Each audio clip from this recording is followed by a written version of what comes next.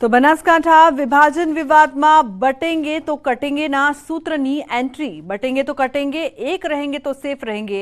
दियोदरना धरणમાં ચર્ચાસ્પદ સૂત્રની entry. Border વિંગના પૂર્વ DIG Laxmansinh વાઘેલાનું નિવેદન। ઓગળ જિલ્લાની માંગ સાથે મહિલાઓ પણ ઉતરી મેદાને। બહેન દીકરીની સલામતી માટે ઓગળ જિલ્લો જાહેર કરો। અમારે સરકારને અમારી એવી માંગણી છે ને એટલે કે મારે જિલ્લો દિયોદરમાં જ અમારે જિલ્લો આવવો જોઈએ। અમારે બેને માટે તો બહુ દૂર પડે, સેવાળો હાવ સેવાળું જ આવે છે।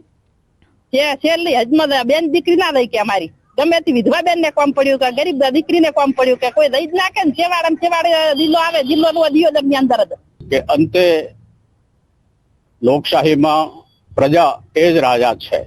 કાંકરેજ ને ઓગળ જો જિલ્લો બનતો હોય એમને કોઈ વાંધો નથી। એમની તકલીફ હોય છે કે પાલનપુર કરતા થરાદ એમને બહુ દૂર પડે છે અને ઓકવર્ડ પણ છે, એટલે એ તો ઓગળ જિલ્લો બને એના માટે બહુ ખુશ છે અને દિયોદરની જનતા પણ ચાહી રહી છે કે ઓગળ જિલ્લો બને। એટલે સરકારની વિનંતી છે કે લોકોની માંગ સ્વીકારી અને જલ્દી નિર્ણય લે અને દિયોદરને ઓગળ જિલ્લાનું વડું મથક જાહેર કરે અને ઓગળ જિલ્લો જાહેર કરે। તો અમરેલી લેટરકાંડ મામલે વધુ 24 કલાક ધરણા રાખવાની પરેશ ધાનાણીની જાહેરાત। સાથે જ આવતીકાલે અમરેલી બંધ રાખવાની પણ ધાનાણીની અપીલ। આજે રાજકમલ ચોકમાં ધાનાણીના 24 કલાકના ધરણા પૂર્ણ થયા છે, જ્યાં તેમણે પાયલ ગોટી સાથે બનેલી ઘટના અંગે પોલીસ અને રાજકીય નેતાઓ પર પ્રહાર કર્યા। તેમણે આક્ષેપ કર્યો કે 24 કલાક બાદ પણ કોઈ શિક્ષાત્મક કાર્યવાહી નથી થઈ। આ આંદોલનને પરિણામ સુધી આગળ ધપાવવા માટે પરેશ ધાનાણી વધુ 24 કલાક અન્નના દાણા વગર આ ધરણાને આગળ ધપાવવાની જાહેરાત કરે છે। આ ધરણા વધુ 24 કલાક ચાલશે અને આવતીકાલે સવારે અમરેલીના વેપારીઓને સ્વૈચ્છિક રીતે આ દીકરી ઉપર જે અત્યાચાર થયો છે અડધો તક બંધ પાડવાની વિનંતી કરી છે। તો ઉત્તરાયણને લઈને મોટા સમાચાર। કાચ પાયેલા દોરાના ઉપયોગ પર પ્રતિબંધ। ગુજરાત હાઈકોર્ટે કર્યો છે હુકમ। ચાઇનીઝ દોરી, નાયલન દોરી અને કાચ પાયેલ કોટન થ્રેડ પર પણ પ્રતિબંધ કરવામાં આવ્યું છે। રાજ્ય સરકારે હુકમ પાલનની પ્રતિબદ્ધતા દર્શાવી છે। 13 જાન્યુઆરી સુધીમાં ઠોસ અને અસરકારક પગલાં લેવા કોર્ટમાં આપી છે ખાતરી। કાચથી જે પ્રોસેસ થાય છે સમગ્ર ગુજરાતમાં અલગ અલગ જગ્યાએ એને મેન્યુફેક્ચરિંગની ભાષામાં જ આવે અને મેન્યુફેક્ચરર ઉપર પગલાં લેવાના એ 2016-2017 થી હાઈકોર્ટે કહ્યું છે, એનજીટીએ કહ્યું છે। એટલે ખરેખર આ ગ્લાસ કોટિંગનો જે બી પ્રોસેસ છે એ ખરેખર બધો બંધ થવો જોઈએ। તો મોરબી જિલ્લામાં તસ્કરોનો આતંક। કૃષ્ણા પાર્ક વિસ્તારમાં તસ્કરો સીસીટીવીમાં કેદ થયા। હળવદ ટંકારામાં પણ તસ્કરો સીસીટીવીમાં કેદ થયા છે। તસ્કરો ઘટનાને અંજામ આપે તે પહેલા પકડવા જરૂરી। હાથમાં ચપ્પલ લઈને ફરી રહ્યા છે તસ્કરો।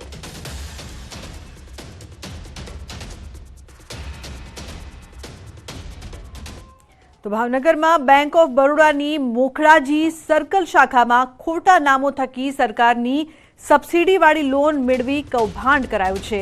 લોન મેળવીને 1 કરોડથી વધુનું કૌભાંડ આચર્યાની મેનેજર સહિત 28 લોકો સામે ફરિયાદ નોંધાઈ છે। ઘોઘા રોડ પોલીસ મથકે લોન લેવા માટે કરવામાં આવેલ બોગસ ડોક્યુમેન્ટ્સ અને લોન લઈ કરવામાં આવેલી છેતરપિંડીના મામલે પોલીસ ફરિયાદ નોંધાઈ છે। બેંક ઓફ બરોડાના રિજનલ હેડ દ્વારા પોલીસ ફરિયાદ નોંધવામાં આવી છે। બેંકના 2 તત્કાલીન કર્મચારી અને અન્ય 2 લોકોએ મળીને 24 લોકોની બોગસ ડોક્યુમેન્ટ બનાવીને કરોડોની લોન મંજૂર કરાઈ હતી। ત્યારે બેંકના તત્કાલીન બ્રાન્ચ મેનેજર અને ક્રેડિટ ઓફિસરે વચેટિયા હિતેશ ગલચર અને રમેશ જાગિયા સાથે મળીને ફ્રોડ આચર્યું હતું। એલસીબીની ટીમે તત્કાલીન બેંકના મેનેજર તેમજ ક્રેડિટ મેનેજર અને 2 એજન્ટો મળીને કુલ 4ની ધરપકડ કરી લીધી છે। લોન માટેનું જે કામ કરવાના અન્ય અધિકારી પોતે પ્રાઇવેટ 2 માણસો રાખી અને અલગ અલગ સરકારની યોજનાઓ નીચે લોન મંજૂર કરવા માટે થઈ બેંકનો સંપર્ક કરાવતા। જે સરકારી યોજનાઓમાં અરજદારની લોન મંજૂર થાય એમાંથી મોટાભાગના નાણાં પોતે પોતાના અંગત વપરાશ માટે પરત લઈ લેતા અને ખૂબ જૂજ રકમ અરજદારની ખાતામાં રહેતી। તો બનાસકાંઠા જિલ્લામાં લકી ડ્રોના આયોજકો સામે પોલીસે કરી છે લાલ આંખ। ધાનેરાના વાલેર ગામે ગૌશાળાના નામે યોજાયેલા લકી ડ્રોના આયોજકો વિરુદ્ધ ગુનો નોંધાયો છે. લકી ડ્રોનો માસ્ટર માઇન્ડ અશોક માળી સહિત 10 સાગરીતો સામે પોલીસે ગુનો નોંધ્યો છે. ધાનેરા પોલીસ સ્ટેશનના પીએસઆઈ MS દરબાર બન્યા છે ફરિયાદી. લકી ડ્રોના માસ્ટર માઇન્ડ અશોક માળી વિરુદ્ધ અગાઉ પણ થરાદ પોલીસ મથકે ગેરકાયદેસર લકી ડ્રોનું આયોજન કરવા બદલ ગુનો નોંધાઈ ચૂક્યો છે. ધાનેરાના અરજદાર પોપટલાલ જોશીની અરજીના આધારે પોલીસે તપાસ કરીને ગુનો દાખલ કર્યો છે. અશોક માળી અને તેના મળતિયાએ ઇન્કમ ટેક્સ કે અન્ય કોઈ કચેરીઓને જાણ કર્યા વગર રૂપિયા ભેગા કરી લકી ડ્રોના નામે કૌભાંડ આચર્યું હતું. ઇનામી ચીટ અને નાણાં પરિયલ યોજનાઓ પ્રતિબંધિત કલમ 4 મુજબ તેમજ BNSS કલમની કલમ મુજબ દાખલ કરીને વધુ તપાસ હાથ ધરાઈ છે. હું આપ લોકોને જણાવવા માંગુ કે બનાસકાંઠા પોલીસે આની પહેલાં પણ 3 જેટલી FIR રજીસ્ટર્ડ કરેલી હતી અને આજે અમે લોકોએ ધાનેરા ખાતે પણ 1/4 FIR રજીસ્ટર્ડ કરેલી છે. આવા જેટલા પણ લોકો હશે કે જે આવા ગરીબ લોકોની લાલચ દેખાડી અને એમના પૈસાને એ લોકો આવી રીતના લકી ડ્રોના નામે લેતા હશે, આવા તમામ લોકો વિરુદ્ધ કાર્યવાહી કરવામાં આવશે. તો પાટણ પાલિકામાં જન્મ મરણના પ્રમાણપત્ર કાઢવાના મામલામાં પાટણ પાલિકાના ચીફ ઓફિસર દ્વારા ખુલાસો કરાયો છે. મહત્વનું છે કે પાલિકા પર આક્ષેપ થયા હતા કે વર્ષ 2015 પૂર્વના બારકોડવાળા પ્રમાણપત્ર પાલિકા દ્વારા કાઢી અપાતા નથી, પરંતુ આક્ષેપોને પાલિકાના ચીફ ઓફિસરે નકાર્યા છે.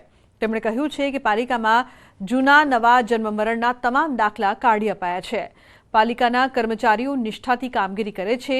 બીજું કોઈ પાલિકા બહાર કોઈ જન્મના દાખલા પૈસા આપીને કાઢે છે તે બાબતે સુપ્રિન્ટેન્ડન્ટને તપાસ સોંપી છે. તેમાં પણ જે દોષી હશે તેની સામે કાર્યવાહી કરાશે. એક રજૂઆત મને પણ મળી છે. એ બાબતે મેં મારા ઓફિસ સુપ્રિન્ટેન્ડન્ટને તપાસ સોંપી છે. એમાં જે ફરિયાદી છે એ અને કોઈ એજન્સી એની સાથે સંકળાયેલી હશે તો એમાં નિષ્ઠાપૂર્વક એમના દ્વારા તપાસ કરવામાં આવશે અને તપાસના અંતે જો કોઈ દોષિત હશે તો તેની સામે સખ્તમાં સખ્ત કાર્યવાહી કરવામાં આવશે. કોઈ એજન્ટ આવી કામગીરી કરતો હશે તો એજન્ટની સામે સખ્તમાં સખ્ત કાર્યવાહી કરવામાં આવશે. કોઈ એજન્ટ સાથે નગરપાલિકાનો કોઈ કર્મચારી ક્યારેય સંકળાયેલો નથી. તો જૂનાગઢની સત્તાધાર જગ્યાના મહંત વિજય ભગત પર ફરી કરાયા છે ગંભીર આક્ષેપો. ચોટીલાના આપા ગીગાનો ઓટલો નામની જગ્યાના મહંત નરેન્દ્ર સોલંકી દ્વારા વિજય ભગત પર આક્ષેપ કરીને મોટા ખુલાસા કર્યા છે. તેમણે કહ્યું કે વિજય ભગત મારા પર આક્ષેપ કરે છે તેમાં કંઈ નવાઈની બાબત નથી. તેઓ અગાઉ પણ મારા પર આક્ષેપો કરી ચૂક્યા છે, પરંતુ હું તેમને ખુલ્લામાં મારી સાથે 1 to 1 કરવાની ચેલેન્જ આપું છું. હું વિજય ભગતના બધા પુરાવા આપીશ, આર્થિક લેવડ દેવડના અને અન્ય પુરાવા પણ આપીશ. બસ તેઓ મારી સામે આવીને વાત કરે તેવી તેમને ચેલેન્જ ફેંકું છું. વધુમાં કહ્યું કે છેલ્લા 3 મહિનાથી હું પુરાવાઓ ભેગા કરી રહ્યો છું. સમય આવી ગયો છે કે હવે વિજય ભગતને સત્તાધાર ધામમાંથી રવાના કરવા. હું તો એમ કહું છું, કાઢો તમારા પગમાંથી જેણે બેડીઓ બાંધી છે એનાથી મુક્ત થાઓ તમે. અને આપા ગીગાની સમાધિની સેવા ન કરી શકો તો કાંઈ નહીં, હવે ત્યાંથી રવાના થાવ સાહેબ. એને રવાના કરવા માટેની વાત છે. સ્થળ એનું, સમય એનો, પણ સમગ્ર મીડિયા અને સમગ્ર સમાજને બોલાવે 1 to 1 સામે આવી જાવ સાહેબ. પુરાવા લઈને બેસી જાય. હું જે પુરાવા રજૂ કરું એનો જવાબ આપે.